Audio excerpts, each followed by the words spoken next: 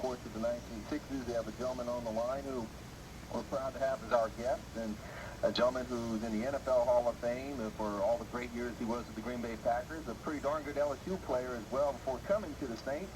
Now, of course, it's Mr. Jim Taylor. How are you doing tonight, sir? Doing fine. Delighted to be on your program here tonight. Oh, very good. Now, before I had the opportunity, of course, to do this interview, I was doing some research, and one of the more interesting interviews I ever saw done with you was, of course, of a very outstanding gentleman. Of course, I'm referring to Mr. Gus Wow. And when you did Louisiana Legends, I found the most interesting part of the show goes back to when you were at LSU. He had made reference that, I believe it was Governor John McKithen felt that you were the greatest player he had ever seen in person at Tiger Stadium. And that, of course, Governor McKithen, for the younger listeners, was our governor from 64 to 72, who was, I believe, a Tiger season ticket holder going back to 1927. And that must have been a pretty interesting honor when you had heard Mr. Wow first make those comments. It was. I was very thrilled and excited to hear and to know I knew Governor McKithen was a big, fan, football fan, and certainly, being here in Baton Rouge and going to all the LSU games and things, and remember some of my playing days there in 1956 and 57. Ah, very good. Now, of course, you were born and raised in Baton Rouge, is that correct? Yes, yes. And which high school did you attend there? Went to Baton Rouge High School. Baton Rouge High. Now, my understanding was you were a pretty good basketball player at the time. Yes, I was. That was really my true first love in sports. At the high school level, I led it as a freshman. Varsity team, and continued on as a sophomore and year and made all district, made all state, and on to the All-American game. Made All-American as a basketball player before the football. Okay, now, one thing I didn't know about you until I dug out my old 1967 Saints media guide was that before going to LSU, that you had spent 2 years at junior college? Correct, a year and a half. Year and a half. Which school was that? Hines Junior College in Raymond, Mississippi. Just out of Jackson, Mississippi. I was at LSU and signed to play here, and I went my first semester and then went on to junior college from there. Oh, okay. Now, of course, you were at LSU in 1956 and 57, and returned after the stay at the Hines Junior College for a year and a half, and got my degree at that level and came on back to LSU. Oh, okay, very good. And of course, to say the least, an outstanding career at LSU. And like I said, I'm going by my old guide here. Led the SEC in scoring both seasons you were there. And of course, the first player in the history of the SEC to lead the conference in those categories 2 straight years. Scored 59 points in 56 and 86 points in 57. 162 carries for 760 yards in your last year, and named the SEC's, basically the best player in the SEC that year, and named to the Look Magazine All-America team. I take it those 2 years at LSU, I mean, obviously very rewarding both on the field and off the field, and it was probably, I guess, very rewarding as well to play for a darn good coach in Paul Dietzel.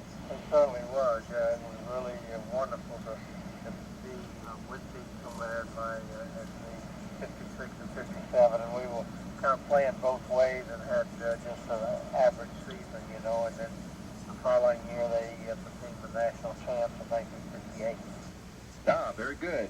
Now, it says here also, before we move on, that you got your bachelor's degree in education from LSU as well? Yes, I sure did. I came back after my first year in professional ball and finished up and got my degree.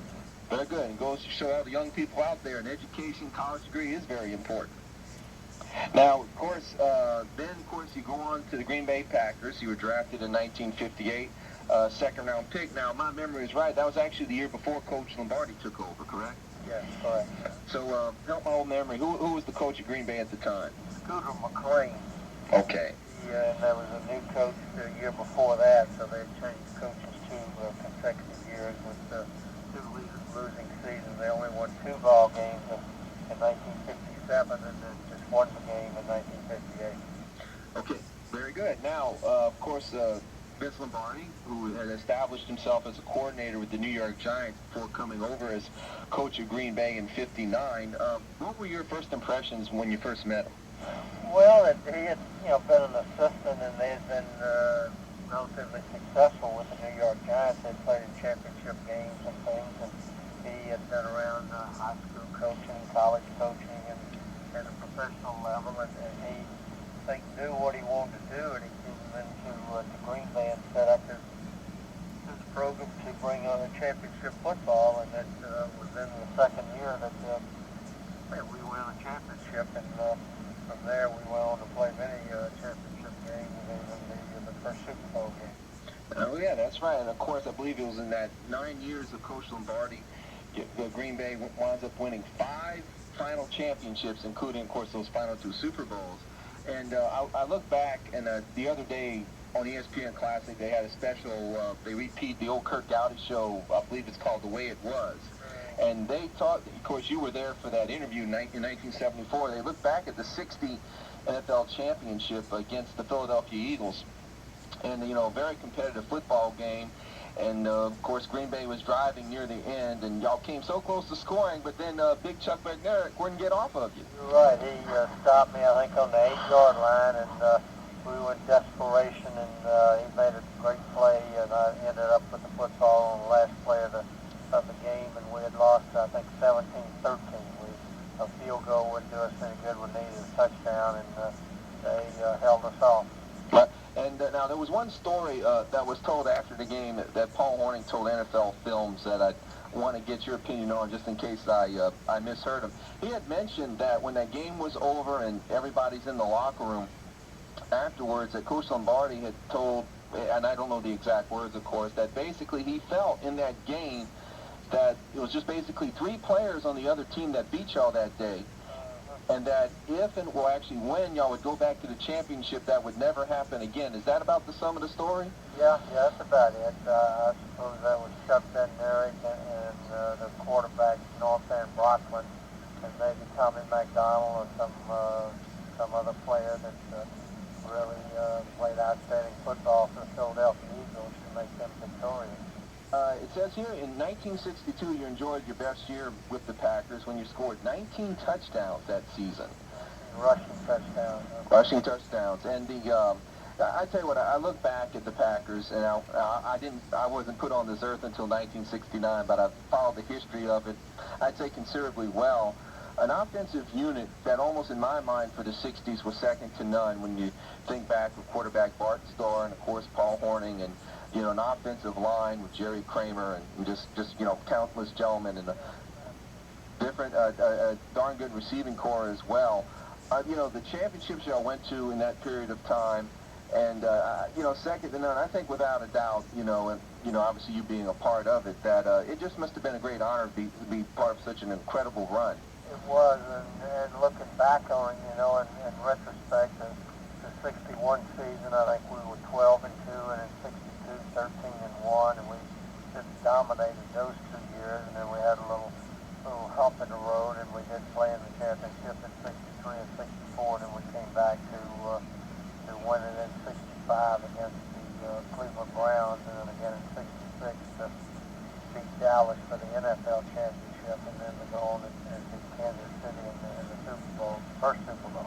Now, earlier when I started this series, a gentleman who you played with for the Saints, of course, the linebacker, Jackie Burkett, he told me a story, and I definitely have to get your opinion on this, about the 65 Western Conference playoff between Baltimore and Green Bay, where the last play of regulation, Don Chandler kicks that field goal that Baltimore swore didn't go through between the uprights. Well, yeah, that's just a judgment call, and, there's still lots of controversy. I guess it was only one official, is what I understand, on the field, and he was directly on the goalpost and trying to determine whether it went through the uprights, and then I think the next year they extended the uprights a little higher, and then brought another official in, and so they were trying to do the best they could, and they made that call. Very good. Now, another story that I did not know before I did this interview, another gentleman who I know you knew very well, Jimmy Heidel. Yes, Jimmy Heidel told me a story, and I'd never heard this until he told me. He said back in the I want to say it was the August 66 College All-Star game, which they used to play, of course, in Chicago, that he was part of the rookie All-Stars that had to play against, of course, the Green Bay Packers since Yard won the 65 championship. Jimmy Heidel swears to me that in that game, because of you, he now holds a record that will never be broken. That it was on Green Bay was on about the 20-yard line, 20 yards from scoring in the end zone, and he met you at about the 13-yard line. And not only did you carry the ball in for the touchdown, you carried him in the end zone with you. I don't recall that particular play, but that's a possibility. If he says it happened, it probably happened. And yeah, he was with the Saints, and I got to know him very well. We're still very good friends. Now, of course, leading into that, because I know in all the interviews you've done, and for probably many, many years, many, many decades, the people love to talk about the Green Bay years. But when we, now, I believe your last game with Green Bay would have been Super Bowl I? Yes, Of course, in the Coliseum, and a tremendous game against Hank Stram and the Kansas City Chiefs that game, and final score, I believe, in that one was 35-10. Going into that game, since the NFL had never played the AFL before, did y'all feel that y'all basically had a, I hate to say hands-down victory, but an overwhelming chance at victory? No, not really. No, they were capable. They were football players, and they had played a good high level of play for 5 years there in the AFL, and they had some different champions in that, and they had capable football players, and we certainly didn't feel like we were going to run away with the game. We were representing the National Football League against the American Football League, and then the merger came about after that. So we didn't feel, we felt confident that we could, play against that football team, and we just did the things that got us to the championship game, and that's what we did for many, many years. All righty. Now, after Super Bowl I, of course, it was announced in November of '66 that the city of New Orleans would finally get an NFL franchise. And if my memory is right, did the Saints trade to get you for, I believe, a #1 pick? No, I had played out my option as a free agent, and in doing so, when I chose, I'd had some other choices. I talked to the Washington Redskins and the Kansas City Chiefs, some different teams, and then didn't, know exactly, or wasn't for sure that I was going to be, join the Saints. So it was like once I had signed with the New Orleans Saints, and the Saints, I think, had to give up a #1 draft pick for me leaving Green Bay and coming to New Orleans. Now, was it a big thrill to have the opportunity to play closer to home in the NFL? Yeah, it certainly was. Yeah, big thrill. Now, what was your first impressions when you met the then 27-year-old owner, John Meakem Jr.? Well, we got along just fine. I had met him, and we insisted. I knew that he would love for me to join the Saints, and I think I probably in selling tickets and all the PR and the hype, and being just leading a Super Bowl team was certainly a big plus for the New Orleans Saints for me to sign with them and come back to my home state where I played college football and join the professional team that's just been given a franchise. And of course, the gentleman who was the head coach at the time, Tom Thiers, what were your impressions of him when y'all two first met? Well, he had been with our Green Bay team for a number of years. See, and so I had known him there in Green Bay during our championship years and things. And a number of our coaches had left Green Bay and gotten professional jobs also with other teams. So I felt he was capable, and taking on an expansion team was very, very difficult because you got players from all of the different teams, and maybe not the strongest of players that come in. Ah, very good. Now, of course, that year, back then, training camp was at Cal Western University in San Diego. And the one thing I've gotten from all the players I've interviewed was that when that camp started, I believe it was early July of '67, that it must have seemed like there were a zillion guys the Saints brought in to try to be players. Yeah, they had probably over 100 or so, and I think they give an expansion team unlimited, appearances of players to come through and try out different things, and so it's just, it's lots of players trying to make the 45-man roster. Now, out there, of course, Cal Western, you have camp out there for for a few weeks before the exhibition season started, and that time the Saints, I believe their first ever preseason game was in Anaheim, California to take on the Los Angeles Rams.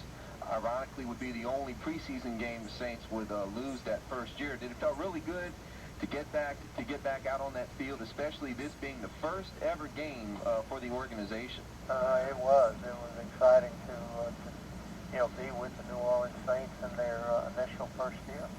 Now, go down the list. Yeah, there's quite a few interesting players you played with on those early teams, that 1967 Saints team. One guy who I love to talk about with everybody, a gentleman who San Francisco basically cast off. He had been involved in a car accident, a one-time tailback who became a quarterback, and he really seemed to be a perfect leader for that early team, and that's, of course, Billy Kilmer.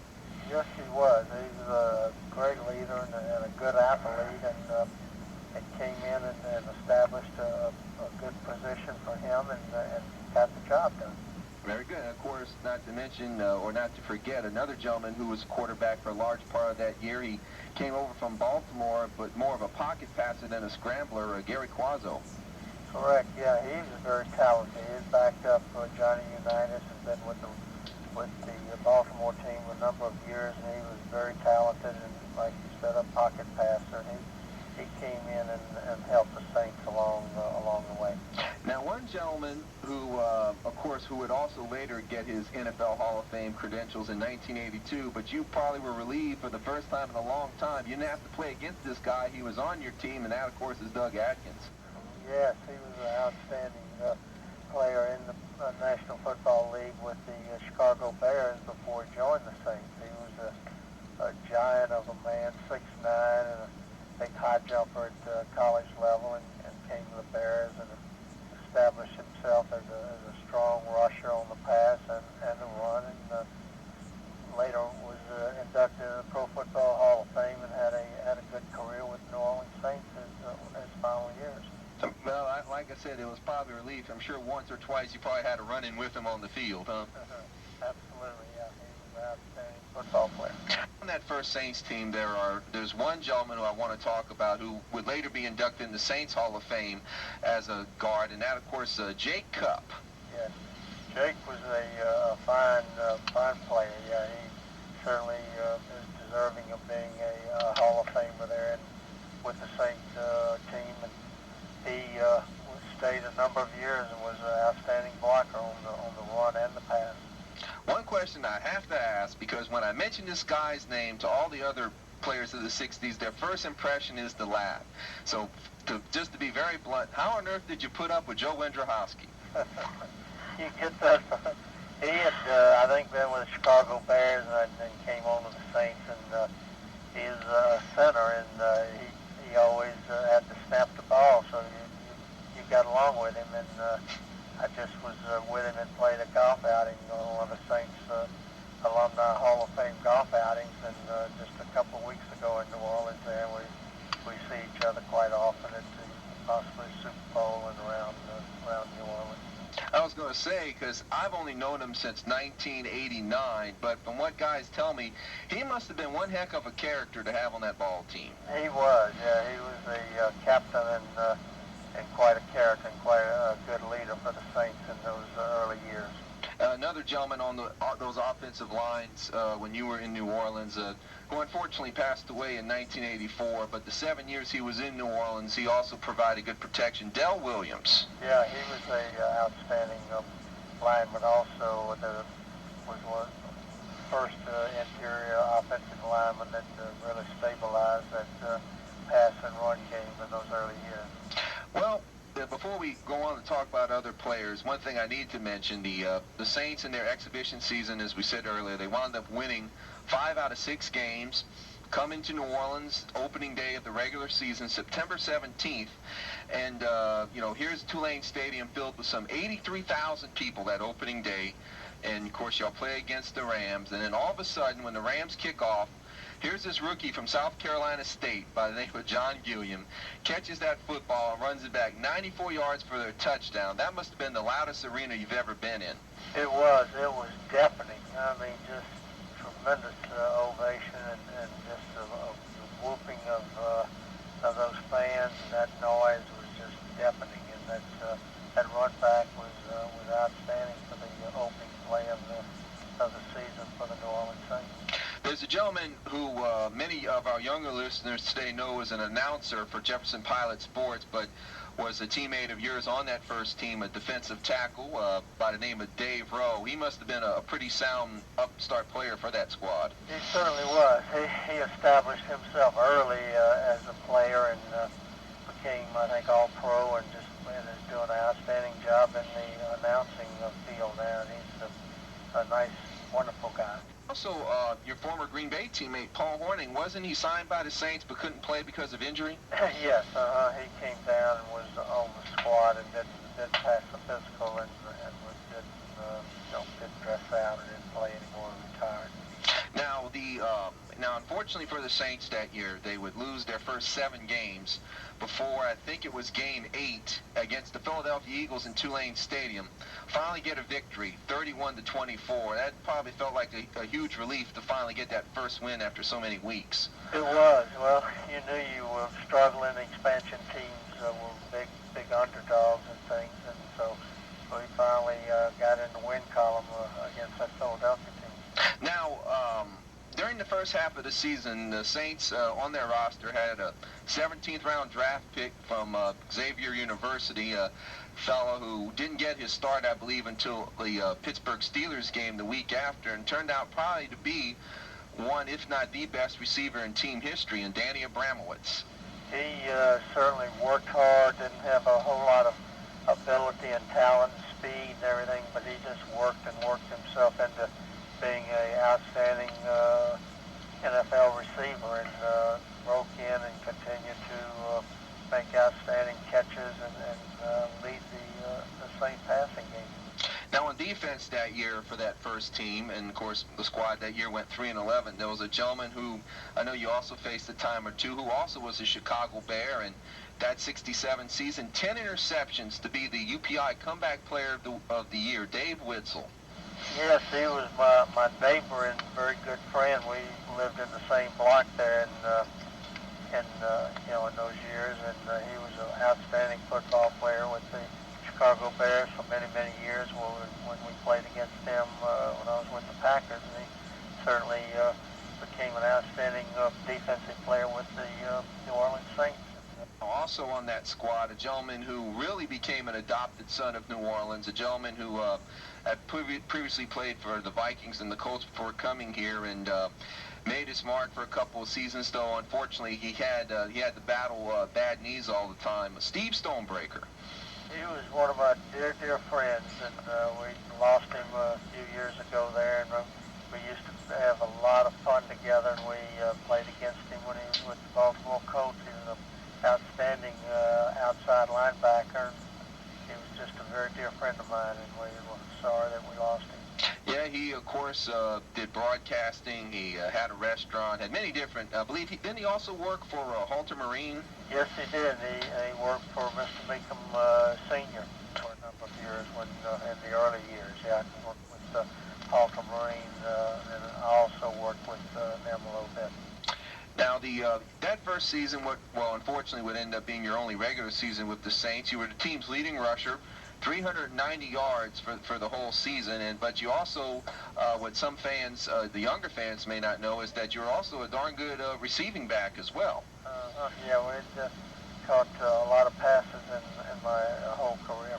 And very much so. And also one interesting fact, going back to your Green Bay years, that of course, Jim Brown with Cleveland, who made a name for himself from 57 to 65, that he leads the NFL in rushing 8 out of 9 years, and the only year he didn't was because of the great year you had.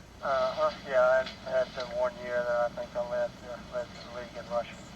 Now, like I said, that first Saints squad, they ended up going 3-11, and one other common theme I get from a lot of the players was that there was a gentleman, part of that organization, who like I said, was a minor owner of the team, but an accomplished musician who I know held a lot of parties for y'all. Tell us your great memories of Al Hurt. Oh, he was a wonderful guy, and we had so much fun and had so many different parties and interacting and enjoying his company, and just a tremendous fan, and played at the half times of many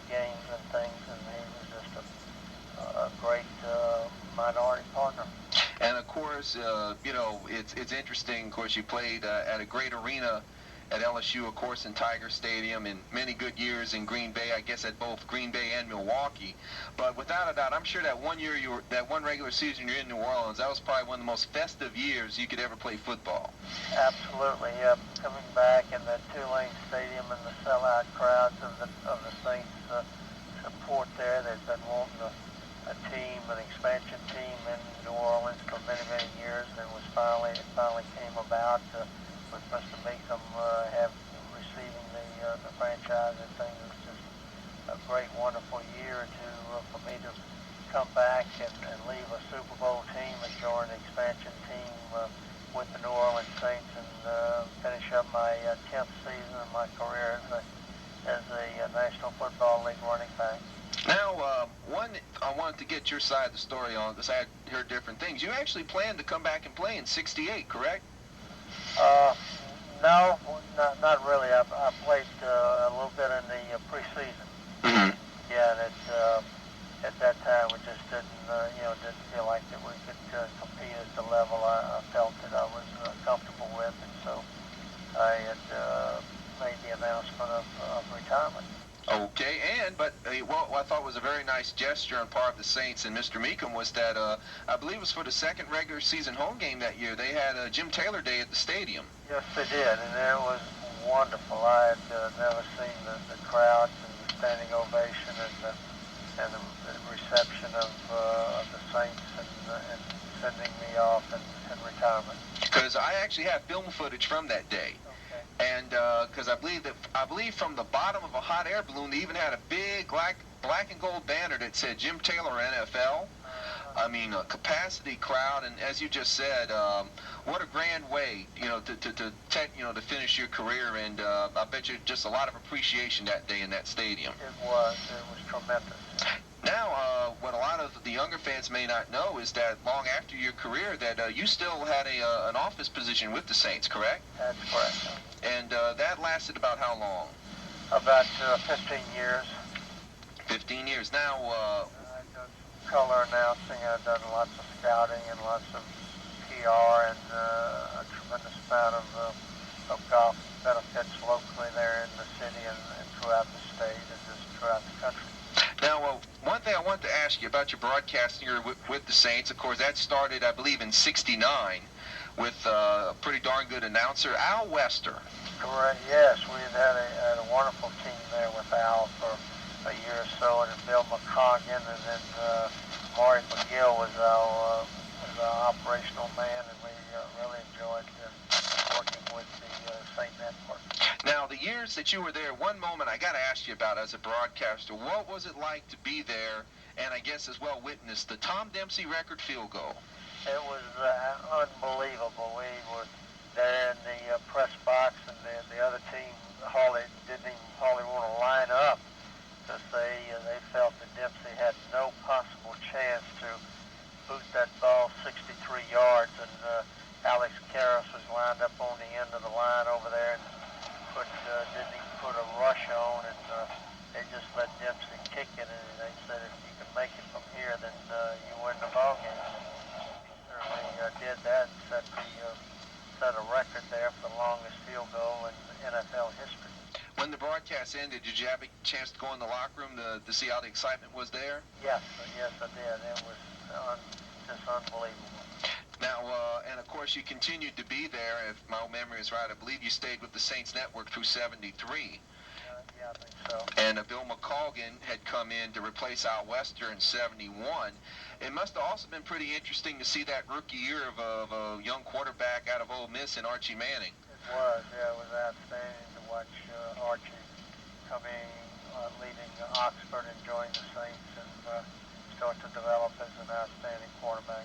What I bet you was real interesting was being there on that opening day in '71. Ironically, they played the Rams that opening day. And here's Archie Manning, goes in the huddle on the last play of the game, rolls left, dives in the end zone to give the Saints opening day victory. That must have been pretty loud as well. It was a deafening ovation for the Saints in their victory in the opening of the season. Now, I take it must have been a real unfortunate situation to go through when you heard of Bill McColgan's passing after the '73 season. Yes, it was. Yeah, I worked very closely and was a very dear friend of mine, and we'd been on the road games, the away games together, and it was a real tragedy and a loss for the city of New Orleans and for me. And then, of course, the next year in '74, an LSU, a longtime voice, John Ferguson, took over as play-by-play. And as you mentioned earlier, your good friend Steve Stonebreaker became the new color analyst, right? Exactly, yeah. I get down to Homer to the Ellendale TAF Foundation golf outing for the LSU people and get around the state. And was down in New Orleans a couple of months ago and played over Chateau. And so I still get some visits and probably going to get to the induction of the Hall of Fame there in Natchitoches in a couple of weeks. And so I'm still very visible around the state. And I was going to say, it just seems to me from when I talk to former LSU players as well, that LSU must have one of the tightest alumni bases in all of the country, because the rapport former players and I guess former representatives of the university have at these gatherings must be almost like having a second family. It is, yeah. There's great support and internetting with alumni throughout the whole country. Well, before we go, end of the '67 season with about 5 games left, there was a game where Jimmy Heidel was trying to make a tackle, and Jackie Burkett backed into the back of him, and he had hurt his arm, and he had to get put in a cast. And Jimmy said that after his arm got put in a cast, he got a call from Tom Fears saying that if he wanted to stay on this team for the rest of the season, that he had to get out of that cast. Jimmy Heidel said he called you, and you came over to his house with a saw and cut the cast off. And that after that, he just heavily taped the arm up, and he went ahead and played in the remaining 5 games. Does that ring a bell? Yes, I suppose that happened. And I was trying to get him back on the field where he would, finish up the season, and he was threatened by Tom Fears, that cast didn't come off, and he would, no longer be a Saint. So he was willing to go ahead and have a soft cast and be able to play. Sad thing today, if a guy has a hangnail, he wants to be out for 3 weeks. Yeah, times have changed considerably with today's personnel and players. Now, we really appreciate all your gracious time you gave us, and is there anything you'd like to close out to our wonderful listeners here in South Louisiana? Well, I appreciate being on your program and extending this much time to me, and